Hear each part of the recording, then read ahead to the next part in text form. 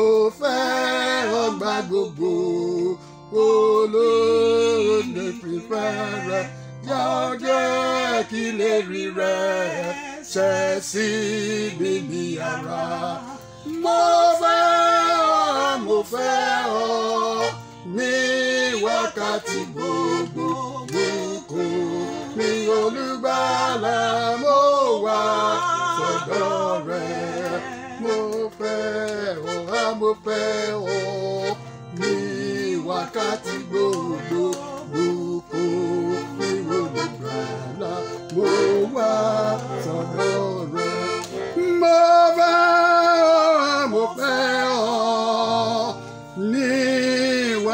àti gbogbo bùkún mi olùgbàlà mo wá sọ́dọ̀ rẹ.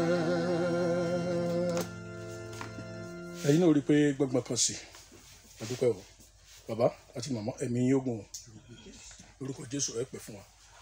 èyí tẹ́ ẹ bá fẹ́ kẹ́kọ̀ọ́ ń pa orin ẹ ti máa mú nǹkan tàbí méjì báyìí ọ̀pọ̀ dandan pé kéèyàn ṣe music nígbà tí èèyàn bá jọ̀gá akọrin tàbí ọjà tẹ̀dù ó yẹ kó súnmọ́ ibi tó yẹ kó súnmọ́ sódà yóò lè bá gbà mú gbogbo ò lè rí ìdí music so lórúkọ Jésù Ọlọ́run ràn wá lọ́wọ́ ẹ jẹ́ abomi ìmọ̀mú lálẹ́ òní yóò sì dára fún wa.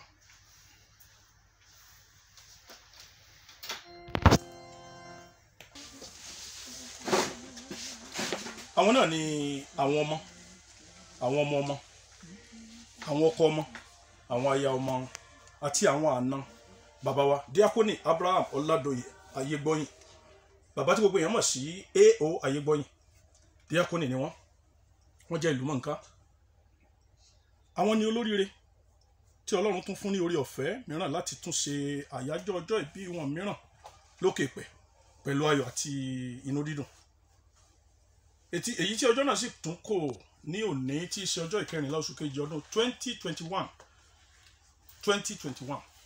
bàbá wa Díákónì Abraham Ọládòyè Ayégbọ́yìn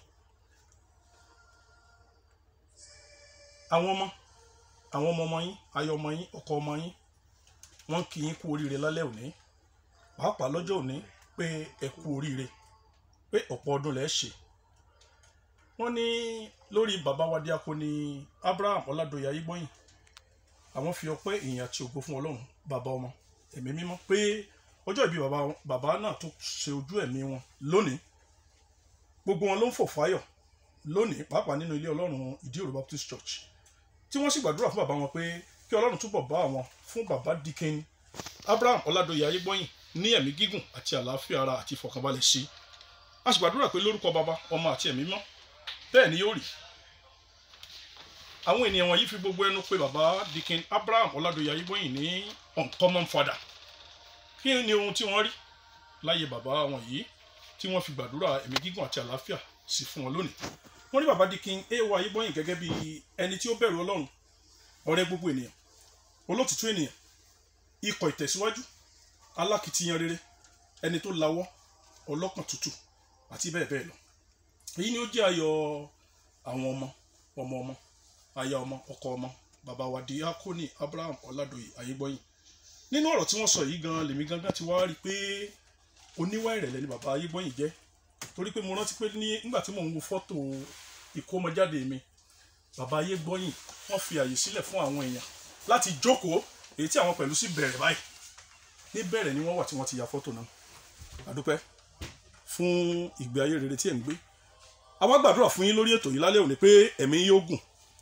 lórúkọ Jésù ẹ ó sì máa pọ̀ sí nínú iṣẹ́ rere gbogbo lórúkọ Jésù orísun ayọ̀ lẹ jẹ́ ní ilẹ̀ Ògbómọ̀ṣọ́ ní ìpínlẹ̀ Ọ̀yọ́ lórílẹ̀‐èdè Nàìjíríà ní àjọ ìpínlẹ̀ àti bẹ́ẹ̀ bẹ́ẹ̀ lọ lórúkọ Jésù orísun náà kò ní di ìbànújẹ́ lágbára Ọlọ́run ọ̀pọ̀ ọdún lẹ ó ṣe lókè ìpẹ́ èyí kò sì ní jẹ́ àṣemọ lórúkọ Jésù a gbàdúrà fún yín pé ẹ̀mí yóò gùn lórúkọ Jésù ẹ ó sì ṣe ọ̀pọ̀lọpọ̀ ọdún lórílẹ̀ alààyè orin èyí tí wọ́n ní kí á bá wọn kọ ìgbàgbọ́ mi dúró lórí ẹ̀jẹ̀ àtòdodo Jésù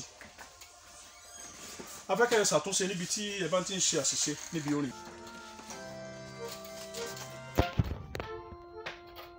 Ìgbàgbọ́ mi dúró lórí ẹ̀jẹ̀ àtòdodo Jésù kò jẹ́ gbẹ́kẹ̀lé ohun kan lẹ́yìn kọ́lá Jésù. Mo dúró lé Kristi àpáta ilẹ̀ mìíràn yíyanrìn ló jẹ́ mo dúró lé Kristi àpáta ilẹ̀ mìíràn yíyanrìn. lórúkọ Jésù ẹ̀mí yóò gùn ẹ ó sì pẹ́ fún wa bàbá wa Díákónì Abraham Ọládòyè Ayégbọ́yìn kí n tó gbé ètò ìrántí òkú ìtì àní a ó sáré yẹ ìtàn orin ìtàn ní lónìí wò nígbà tí màá pè Deacon Sunday Akínọlá láti Ayégún Baptist Church láti ka ìtàn orin ìtàn ní fún wa. Ǹjẹ́ ìpín ayérayé rẹ jẹ́ ológun bí? Ǹjẹ́ o tilẹ̀ pinnu nínú ọdún 2021 yìí láti bá Ọlọ́run rìn bí?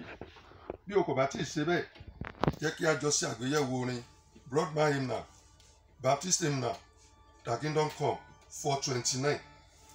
Arábìnrin Fanny Jane Crosby tí a bí ní ọjọ́ 16 oṣù kẹta ọdún 1820 ní ìlú New York ló kọ orin tó wọ ìpín mi ayérayé tí ọ̀pọ̀ ìwé orin pè ní Close to Thee.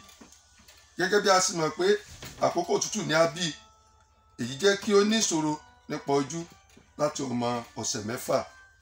Àṣìṣe tí ó kó bá ojú rẹ̀ yìí wá láti ọ̀dọ̀ oníṣègùn kan tí ó pinnu láti ran ìdílé wọn lọ́wọ́, ṣùgbọ́n tí Èṣù yé sí ìtọ́jú tí ó ṣe fún òǹkọrin yìí.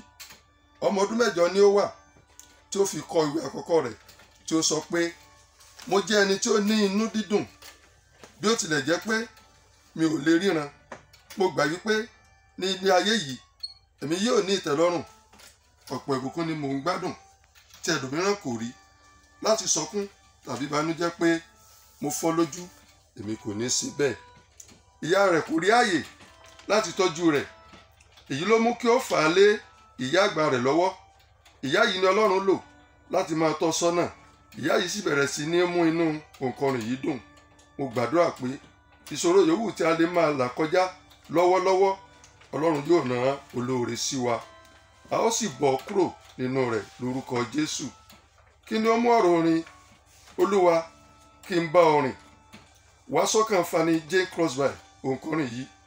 Bí ó tilẹ̀ jẹ́ pé àṣìṣe láti ọwọ́ dókítà ni ó sọ òun di afọ́jú pátápátá, síbẹ̀ ó gbà pé kò yẹ kí ayérayé tún bọ́ mọ́ òun lọ́wọ́, torí pé ó gbà pé bí ojú òun ti jẹ́ ìṣòro ńlá fún òun yìí, tí ojú kò fẹ́ jẹ́ kí ó jẹ ìgbádùn inú ayé yìí, síbẹ̀ ó gbà pé bí ayérayé bá tún bọ́ mọ́ òun lọ́wọ́, ìyà òun tó di méjì. Ó tilẹ̀ fi hàn nínú ẹsẹ̀ kejì orin yìí tí ó sọ pé kò yẹ kí òun tún máa gbádùn láti bọ́ sínú ìrora ayérayé. Kò yẹ kí òun tún máa gbàdúrà láti bọ́ nínú ìrora ayé yìí mọ́, bí kò ṣe kí òun máa fi ayọ̀ ṣiṣẹ́ fún Ọlọ́run. Kí ìjìyà tí òun jẹ yìí má ṣe já sí asán, àti pé bíbá Ọlọ́run rìn dojú ikú ló jẹ ẹ́ lógún. Nínú ẹsẹ̀ kejì ló ti rọ ọ̀pọ̀ wa tí ọ̀pọ̀ nǹkan kan kò rọ̀ wá lọ́rùn nínú ayé yìí bí ó ṣe tọ́ àti bí ó ṣe yẹ. Ó rọ̀ wá pé kò yẹ kí a jẹ ìyà irú eléyìí láyé kí a tún sọ ìjọba ọ̀run nù. Nínú ẹsẹ̀ ìkẹta orin yìí ní Fanny Jane Crosby òǹkọrin yìí tó ti tẹnu mọ́ pé kí Ọlọ́run ṣe òun la àfonífojì ayé yìí já, kí Olúwa sì yọ òun nínú òkùnkùn biribiri ayé, kí Ọlọ́run sì mú kí òun wọ ilé ayérayé náà. Ó tún rọ̀ wá nínú ègbé orin yìí láti súnmọ́ Ọlọ́run nínú gbogbo ìrìn àjò wa. Lákòótán ará mi, wò ó bí wíwọ Párádísè pẹ̀lú Ọlọ́run ṣe tún jẹ òǹkọrin afọ́jú yìí lógún tó. Pàápàá bí ìdààmú ṣe pọ̀ fún un tó, bí ó ṣe wà nínú òkùnkùn ayé tó, síbẹ̀ kò tún fẹ́ wá sáyé pẹ̀lú ìyà kí òun sùn tó padà bẹ́ẹ̀.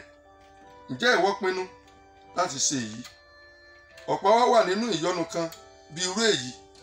Ọ̀pọ̀ wa wà nínú ìgbádùn, ṣùgbọ́n tí kò tún mú ayọ̀ wá kún, nítorí pé àtọrọ irú ìgbádùn bẹ́ẹ̀ lọ́wọ́ ènìyàn ẹlẹ́ran ara ni.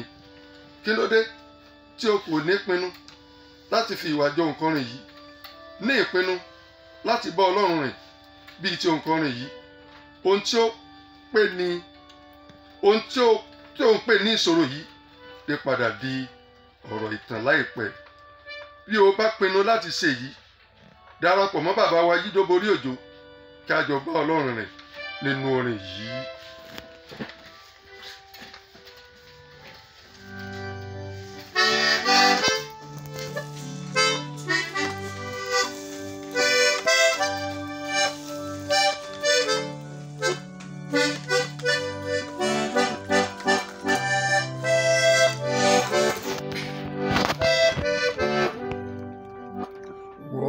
ìpín mi ayérayé ojú rẹ̀ àti iye lọ.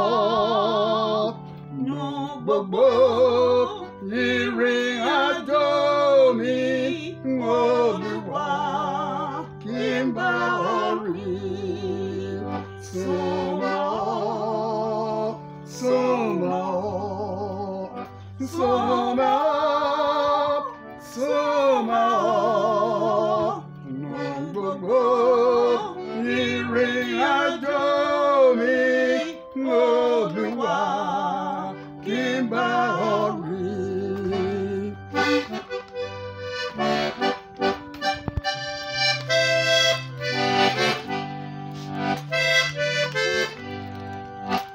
Kì í ṣe fún ìrọ̀rá ayé ni wọ́n máa gbàdúrà fún.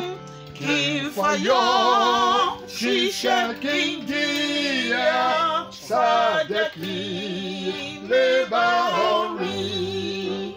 Súnmọ́, súnmọ́, súnmọ́, súnmọ́.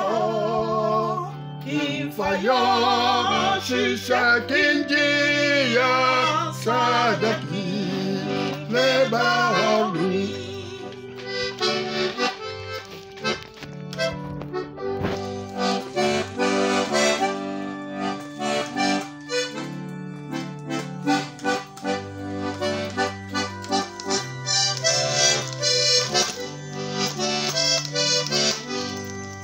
Simila funi fojija yọ mí nínú òkun ayé.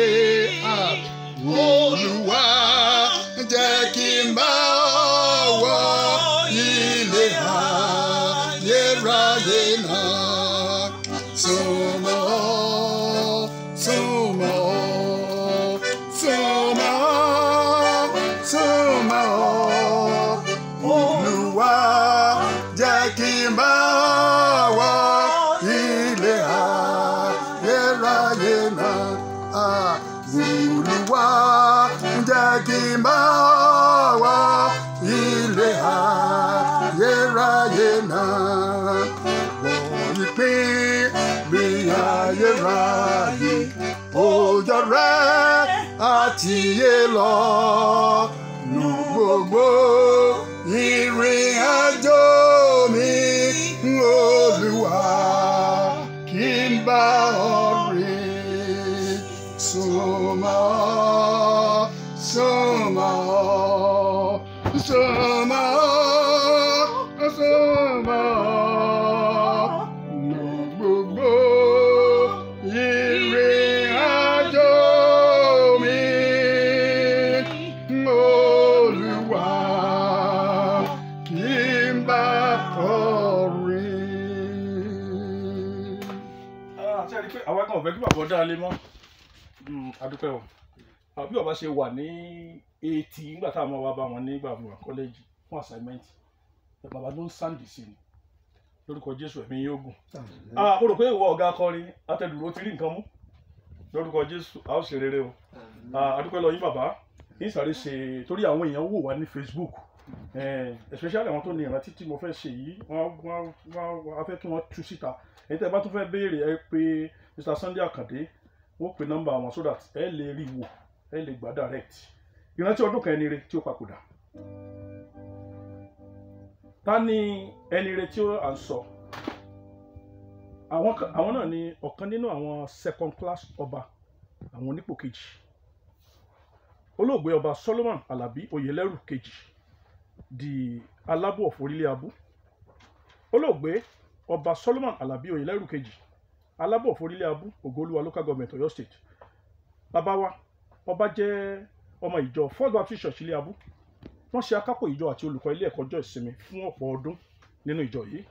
Bàbá wa olóògbé ọba Solomon Alabi Oyèlẹ́rù kejì wọ́n jẹ́ ìpè adẹ́dà wọn ní ọjọ́ ìkẹrìnlá oṣù kejì ọdún 2020. Oníyìgàn ló pé ọdún kan gẹ́rẹ́gẹ́ tí wọ́n papòdà.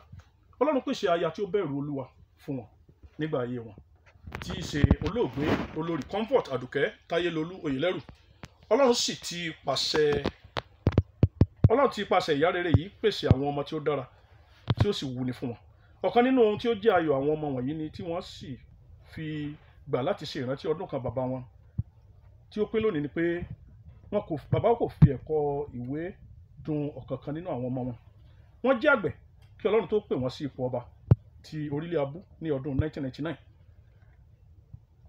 Lásìkò ọba olóògbé Solomon Alabi Oyèlẹ́rù kejì, ọ̀pọ̀ ire ni ó wọ ìlú ilé Abú wá torí pé bàbá wa gbé ìgbé ayé tí ó dára tí ó sì tu gbogbo ìlú lára. Wọ́n fẹ́ràn gbogbo àwọn ọmọ wọn, ẹbí ará ọ̀rẹ́ pẹ̀lú gbogbo ìdílé wọn. Wọ́n fẹ́ràn àdúrà púpọ̀ pẹ̀lú orin kíkọ nígbà ayé wọn. Èyí náà ló mú kí àwọn ọmọ rò pé lórí ètò orin dùrù ni àwọn yóò ti gbé ìrántí ọdún kan wọn. Bàbá wa olóògbé bàbá Solomon Alabi Oyèlẹ́rù, Princess and Evangelist Rachel Alao ń ṣe lédè lẹ́yìn yín lónìí. Ìyáàfin Àdùnní Ọláréwájú kò gbẹ́yìn. Dickness Àyọ̀ká Àkànbí ń ṣe lédè lẹ́yìn yín. Ọ̀gbẹ́ni Àyìndé Oyèlẹ́rù kò gbẹ́yìn. Prince Oyèlẹ́rù Olúṣẹ́gun wọ́n ń ṣe lédè lẹ́yìn yín. Samson Oyèlẹ́rù kò gbẹ́yìn. Ìyábọ̀ Oyèlẹ́rù ń ṣe lédè bákan náà ni àwọn ọmọ yín, ọkọ ọmọ yín àti aya ọmọ yín pẹ̀lú kò gbẹ́yìn. Gbogbo wọn ló ṣàpèjúwe yín gẹ́gẹ́ bí bàbá tí ènìyàn fi tọrọ bàbá wọn ní ilẹ̀ ṣe nígbà ayé yín. Nítorí náà ẹ máa sùn láyà olùgbàlà títí ọjọ́ àjíǹde níbi tí kò ní sí ìpínyà mọ́. Bàbá wọn fẹ́ ká bá wọn kọ orin Kí n fi ọ sí Kristi.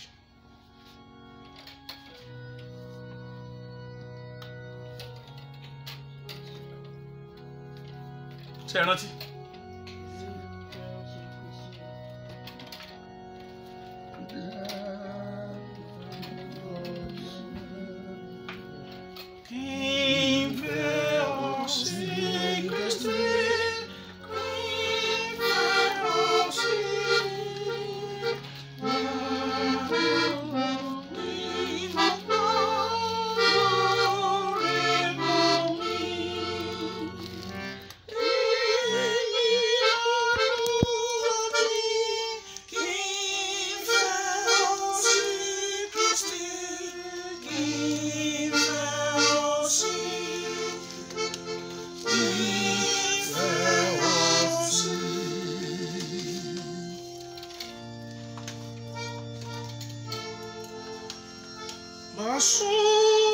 Masolo fẹ́ kó ṣe má sí mi forí rẹ̀ ọ̀yà olùgbàlà afẹ́ ṣùgbọ́n Jésù fẹ́ ojú sókè òwúrọ̀. Mo mọ̀ pé èèyàn fẹ́ pè wá ṣùgbọ́n kò sí àkókò mọ́. Lágbára Ọlọ́run títí ọjọ́ mẹ́jọ. Bẹ́ẹ̀ bá fẹ́ pé bàbá Yídó Borí Òjó, ẹ wò wọ́n sí Òkè Ìlérí Baptist Church, kẹ́ ẹ sì wo èmi sí Sàjà Baptist Church fún ìdúpẹ́ tẹ́ ẹ bá ní. Ẹ pè Mr. Sunday Àkàndé sí orí ẹ̀rọ wọn, àwọn ló ń gbé wa sórí agbègbè. Mo kí àwọn tá a jọ ṣètò lónìí. Mo kí Dikin Sunday Akínọlá láti Ayégun Baptist Church, ọ̀kan náà àwọn díákónì wa ni. Julius Akin, Akin Evangelist, Akin Oyèkalẹ̀, adúpẹ́. Bàbá àti màmá Yídó, adúpẹ́ lọ́wọ́ yín. Ẹ̀yin Alámìdé yóò dára fún ọ. Mr. Alákin Oyèlámì, adúpẹ́ lọ́wọ́ yín. Mr. Sunday Àkàndé, adúpẹ́ lọ́wọ́ yín. Dáyọ̀, adúpẹ́ o. Lórúkọ Jésù àjíǹde ara yín ó máa jẹ́. Títí ọjọ́ mẹ́jọ, ayọ̀ àtàlàáfíà la ó fi pàdé. À ń kọ ohun Sàjínà